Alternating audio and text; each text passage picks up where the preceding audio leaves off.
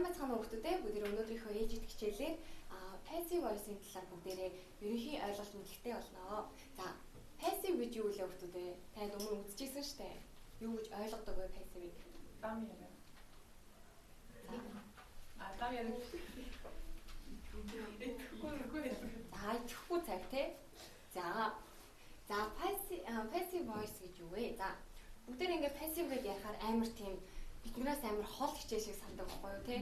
Ямар ч тийм амьдрал дээр хэрэглэгдэхгүй, жоохон утгагүй, эсвэл айгүй хэцүү санагддаг бол passive бидний амьдрал дээр айгүй ашиглагддаг гэж байгаа юм. Монголчууд бид нар ч гэсэн өөрсдөө өдөр тутамдаа айгүй хэрэглэж ярьдаг гэсэн үг. За жишээлбэл тий найзтайгаа хоёулаа ингээ гудамжаар явж байгаа нь хүү ихтэй хүү хэнд ингээ шинэ барилга баригдчихсан байна гэж ярьдаг шүү дээ. Энд барилга баригдчихсан байна шүү дээ. Өчигдөр байгаагүй, өмнө улиралд байгаагүй гэдэг ч юм уу.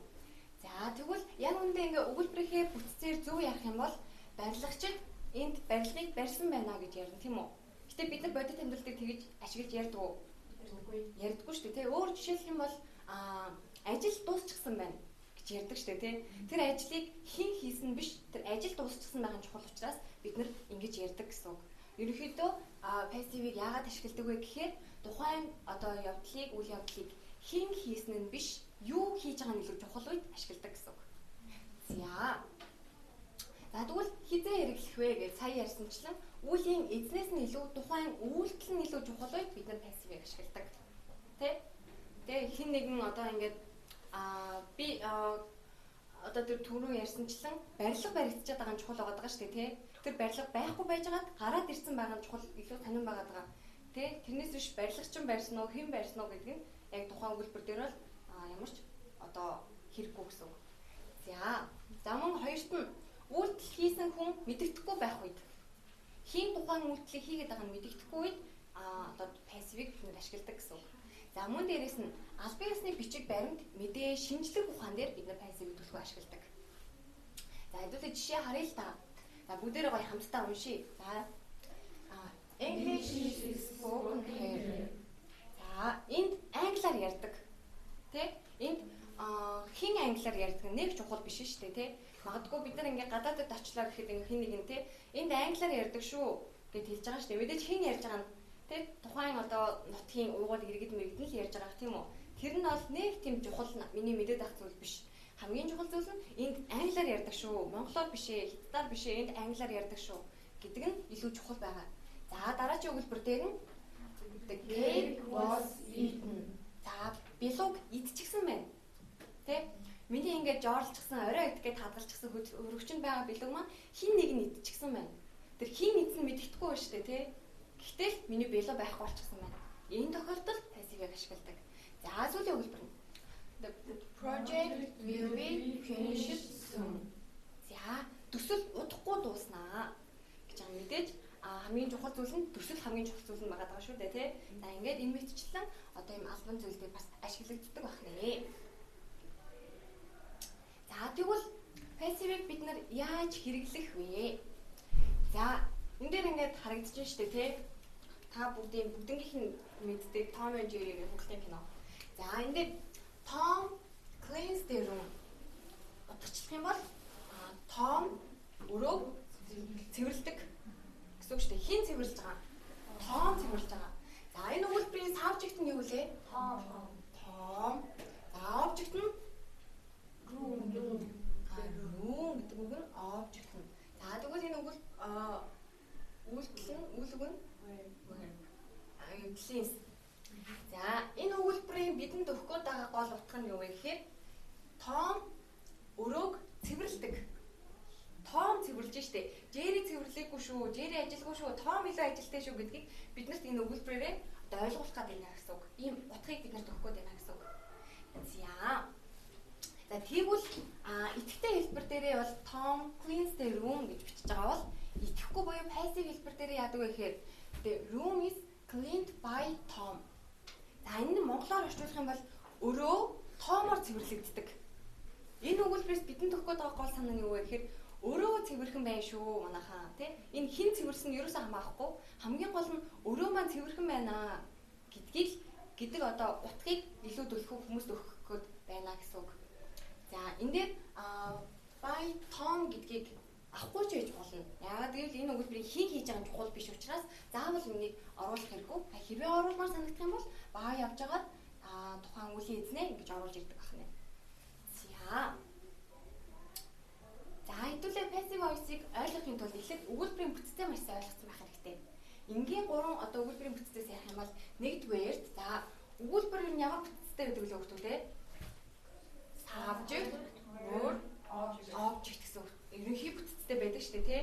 За тэгвэл passive дээр яадаг вэ гэхээр object маань илүү чухал шүү дээ. Юу хийж байгаа нь чухал байгаа учраас object маань урдаа гарч ирдэг. За тэгээд юу авдаг вүлээ? To be авдаг. За ингээд юу авдаг вүлээ? Үйл үгээ авна. Үйл үг маань би 2 дээр байна. За ингээд үлийн эзнийг бид нар авахдаа баа явж байгаа үлийн эзнийг бид бичдэг. За энэ бол passive-ийн ерөнхий бүтц нь. За энэ бол ерөөсөө идэвхтэй хэлбэр дээрээ ийм өгүүлбэр ийм бүтцтэй байдаг гэсэн үг. За тэгвэл хоёр дахь өгүүлбэрийн бүтц маань гэх юм бол шинж байдлыг заасан үед ийм өгүүлбэрийн бүтцтэй байдаг. За subject, to be, adjective. Би өндөр, би одоо тэр эрэхтэй ухаантай гэдэг ч юм уу те. Эсвэл ингээд бид нэр сурагч гэх зэрэг одоо өгүүлбэрүүд дээр ашигладаг гэсэн үг. За to be үйл үг нь юу вэ гэхээр I, he, she, it, you, we, they гэдэг энэ үгнүүд байгаа даа шүү дээ. За he, she, it-ийг болохоор ямар to be байдаг вэ гэхээр is авнаа. За олон тооны you, we, they дээр болохоор are авна. За I маань болохоор ганцаараа арайгүй өөр байгаа даа шүү дээ тий. I am авна. За өнгөрсөн цаг дээр яаж бичигддэг вэ гэхээр I, he, she, it нь болохоор was. За мөн дээрээс нь олон тооны you, we, they нь болохоор were авдаг.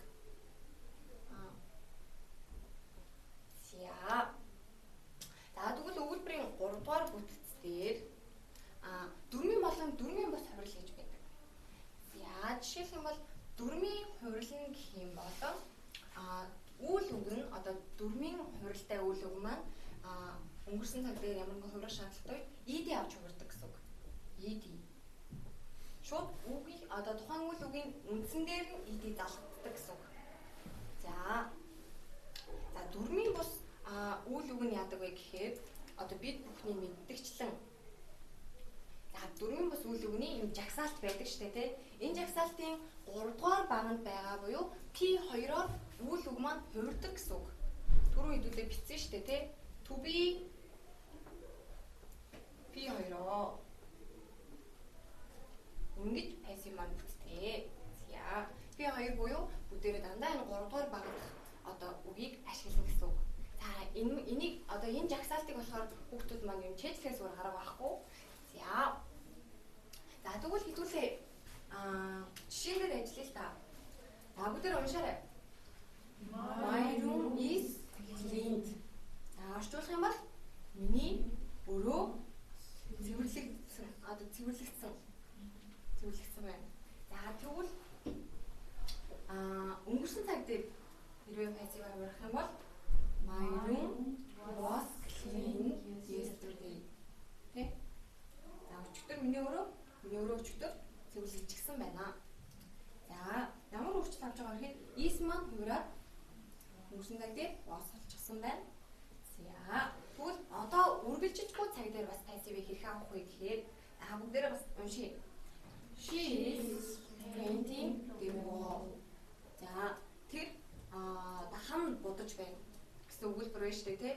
Тэгвэл энийг бүгдээрээ passive руу одоо үргэлжлэж байгаа энэ үйл явдлыг passive руу бүгдээрээ хувиргаж илэрхийлэхдээ the wall is being painted.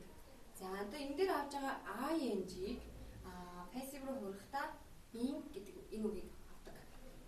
За to be-г авлаа. Тэгээд being авлаа. Тэгээд нөгөө өгүүлбэрийнхээ үйл үгийг бүгдээрээ хувиргадаг. За энэ дээр object нь болохоор мэдээж хан угаад байгаа шүү дээ тий.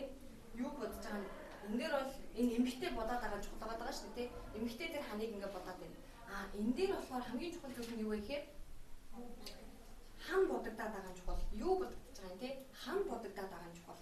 За энэ дээр хэрвээ хүсэх юм бол ингээд оруулж өгч болно. Оруулж байсан болно. За ерөнхийдөө бүгдээрээ өнөөдрийнхөө хичээлийг базаар үзэх юм бол за present simple дээр өгүүлбэр маань хэрхэн хувирах вэ гэхээр за бүгдээрээ хамтдаа уншаад ямар ялгаатай байгааг бүгдээрээ гоё уншаад ярилцдаг хөө. За эхний өгүүлбэр дээр present simple цаг дээр Tom cleans the room. Орчуулах юм бол Tom өрөөг цэвэрлэдэг. За тэгвэл энийг passive руу хувирахад the room is cleaned by Tom. За to-бийг авсан байна тий? To-бийг авчихсан байна. Үйл үг маань хувирчихсан байна тийм үү? Дөрмийн хувиралтай учраас энэ үг маань ed авчихсан байна. За тэгвэл past simple цаг дээр за Tom cleaned the room гэдэг маань болохоор the room was cleaned by Tom. За өнгөрсөн цаг учраас энэ маань was авсан байна. За to-be нь байна гэсэн үг. За future simple дээр Tom will clean the room. За passive руу хувирах юм бол the room will be cleaned by Tom. За энэ одоо Tom өрөөг одоо цэвэрлэнэ гэж байгаа шүү дээ тий. Passive руу хувирлах юм бол өрөө Том-оор цэвэрлэгдчихсэн байна. Жишээ цэвэрлэгдчихсэн байх болно гэж орчуулагдана тийм үү? За present continuous дээр бүгдээрээ одоо бүгдээрээ чанга дугаар уншия. Tom is cleaning the room. За passive руу хувирах юм бол the room is being cleaned by Tom. За ing-ийг бүгдээрээ being болгож авсан байгаа шүү дээ тий. За present perfect цаг дээр тэгвэл яаж passive маань хувирах вэ гэхээр за Tom has cleaned the room. За passive руу энэ бол идэвхтэй цаг шүү дээ тий. За хувирах юм бол the room has been cleaned by Tom. Ингээд яаж өөрчлөгдсөн бэ? Passive руу хувирахад би нэгдсэн байна шүү дээ тий. Tom has гэж байсан бол энэ the room has been гэж нэмэгдсэн байна. За бүгдээрээ энийг тэмдэглээд авчих яг энэ жишээтэй. Дараа нь магадгүй тайлбар дасгал ажиллах чинь амар байж болно. За бүгдээрээ сайхан тэмдэглээд авчих. Тэгвэл 90 даалгавартаа дасгал ажиллах маань бас та бүхэнд маань айгу нэмэртэй байж болно. Дараа нь бас ингээ ойлгомжтой учраас та бүхэнд айгу хэрэгтэй байна.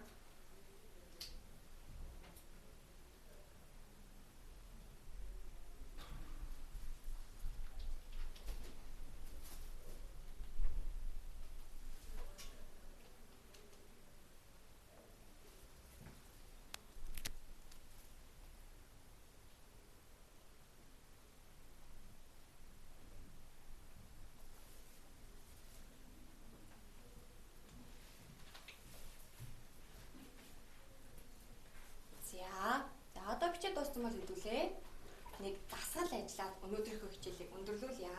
За энэ дасгал ажлыг болохоор 3 хаан энгийн одоо амархан өгүүлбэр байгаа.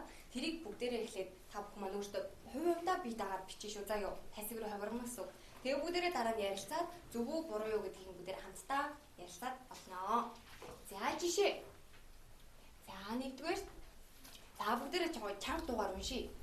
She writes a letter. За эхний өгүүлбэр.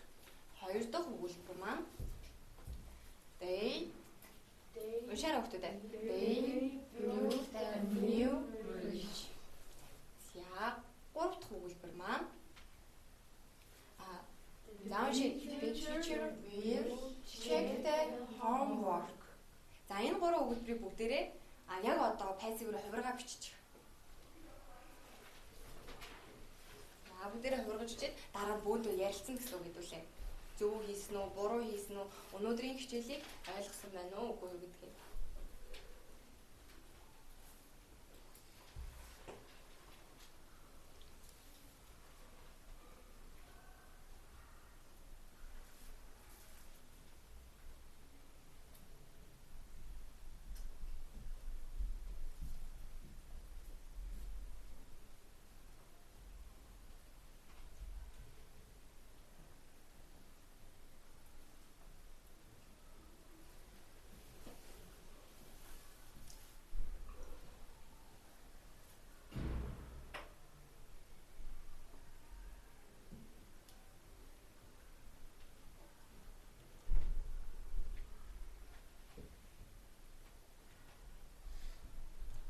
түүнтэй адилхан одоо ийм нэлээд хэдэн өгүүлбэр гэрийн даалгавартай учраас бүгдээрээ гэрийн даалгавартаа маш сайн хийж ирээрээ. Өнөөдрийн хичээлийг хэрвээ ойлгосон бол гэрийн даалгавар нь маш амархан байх болно.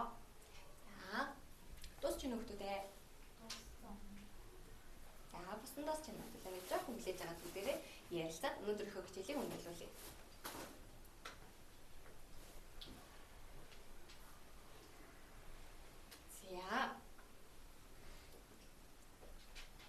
За болсон хөвгтүүдээ.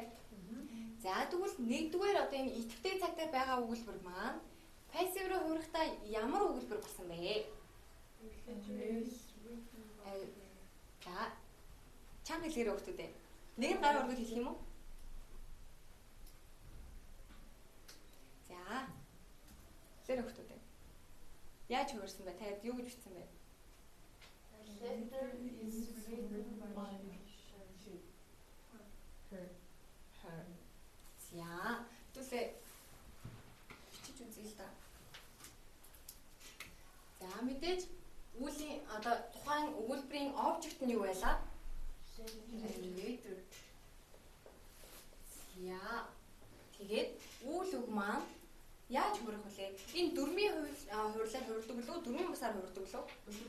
Дөрмийн бус. За дөрмийн бусаар хурахдаа мөн хөвгтүүдээ. За үлийн эзнийг авахгүй ч гэж болно, авч ч гэж болно те. За аваад ч юм бол.